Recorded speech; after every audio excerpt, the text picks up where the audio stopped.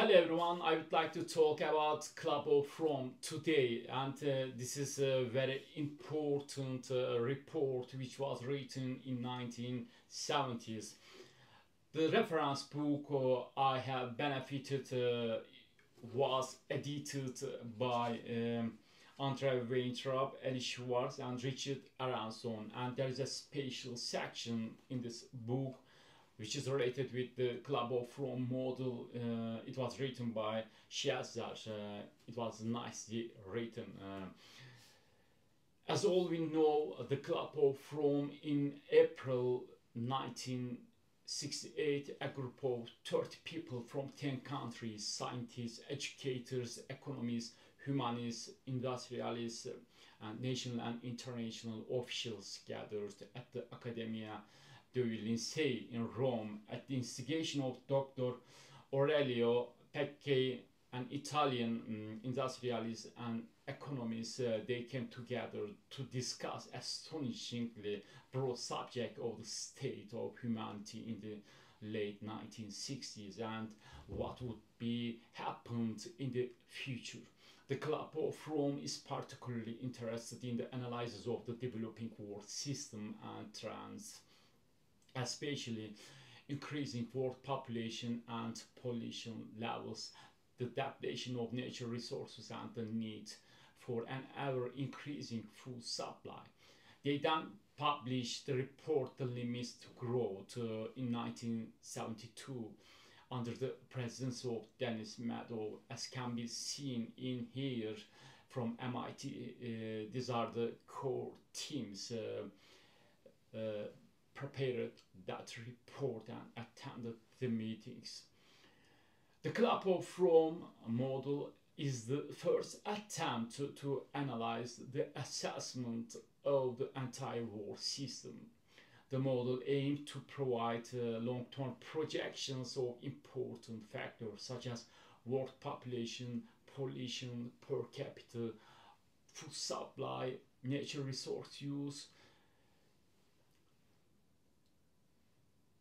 and capital investment. To gain a better overall perspective of these trends, the Club of Rome commissioned Professor J.W.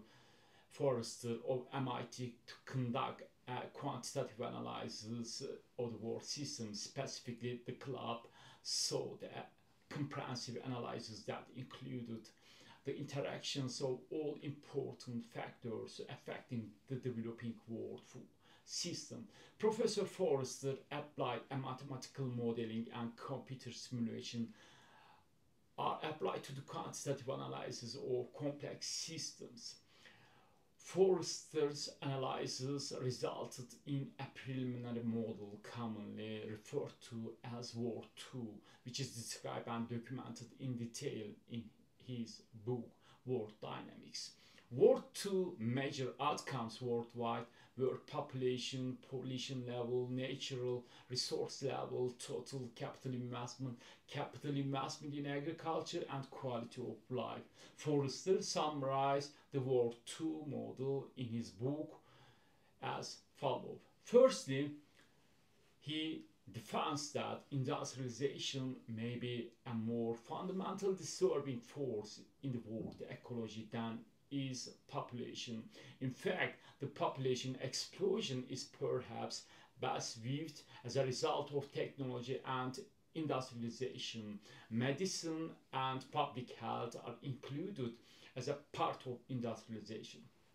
Secondly, within the next century, man may face from a four-pronged dilemma: suppressions of modern industrial society by natural resource shortage, decline of world population from changes wrought by pollution, population limitation by food shortage, or population collapse from war, disease, and social stress caused by physical and psychological crowding.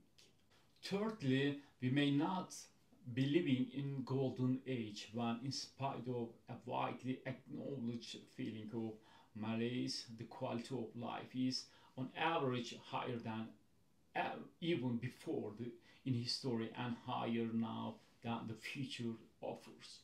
Fourth, exhortations programs directed at population control may be inherently self-defeating. If population control begins to result, as hoped, in higher per capita food supply and material standard of living, these very improvements may relax the pressures and generate forces to trigger a resurgence of population growth. Fifth, the high standard of living modern industrial societies seems to result from a production of food and material goods that had been able to outrun the rising of population. But agriculture reached a space limit as industrialization reached a natural resource limit, and as both reach a pollution limit, population tends to catch up. Population then grow until the quality of life fails far enough to stabilize population. Six, there may be no realistic hope of present underdeveloped countries reaching the standard of living demonstrated by the present industrialized nations. The pollution and nature resource load placed on the world environmental system by each person in an advanced country is probably 20 to 50 times greater than the disparity between the developed and underdeveloped nations, may be equalized as much by a decline in the developed countries as by an improvement in the underdeveloped countries.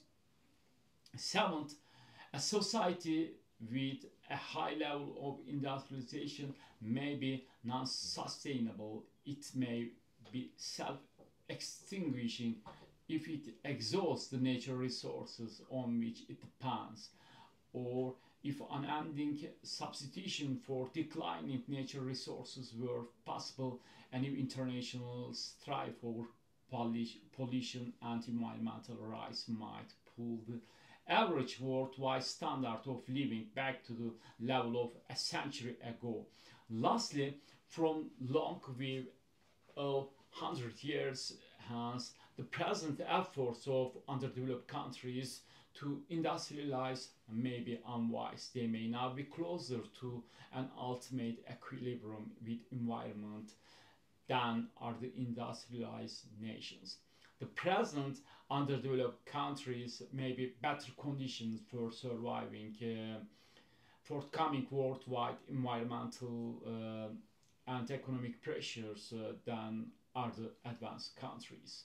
If one of the several forces strong enough cause a collapse in world population does arise, the underdeveloped countries might suffer far less than their share of the decline, because economies with less organization, integration, and specialization are probably less vulnerable to disruptions.